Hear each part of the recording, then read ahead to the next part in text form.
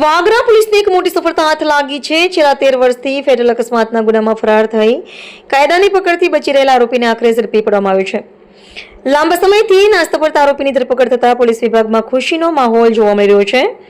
પ્રાપ્ત વિગત અનુસાર વર્ષો જૂના ફેટલ અકસ્માતના ગુનામાં સંડોવાયેલો આરોપી સતત પોતાનું સ્થાન બદલીને પોલીસથી બચવાનો પ્રયાસ કરી રહ્યો હતો। દરમિયાન વાગરા પોલીસને ચોક્કસ બાતમી મળી હતી કે આરોપી હાલમાં મુંબઈ વિસ્તારમાં હોવાની શક્યતા છે।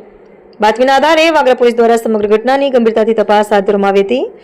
પોલીસ દ્વારા હ્યુમન સોર્સ તેમજ આધુનિક ટેકનિકલ સર્વેલન્સની મદદથી લેવામાં આવી હતી। તપાસ દરમિયાન મળેલા ટેકનિકલ ઇનપુટના આધારે પોલીસ ટીમને મહારાષ્ટ્રના નાસિક ખાતે મોકલવામાં આવી હતી। સતત વોચ અને તપાસ બાદ પોલીસ ટીમે આરોપીને શોધી કાઢ્યો અને સફળતાપૂર્વક તેની અટકાયત કરી હતી। પકડાયેલા આરોપીની ઓળખ હરિનંદ મહેન્દ્રકુમાર પટેલ થઈ છે। વર્ષો સુધી ફરાર રહેલા આરોપીને ઝડપી પાડવામાં વાગરા પોલીસની સતર્કતા, ટેકનિકલ સર્વેલન્સ અને સુનિયોજિત કામગીરી મહત્વપૂર્ણ સાબિત થઈ છે। રિપોર્ટર રવિ સૈયદ।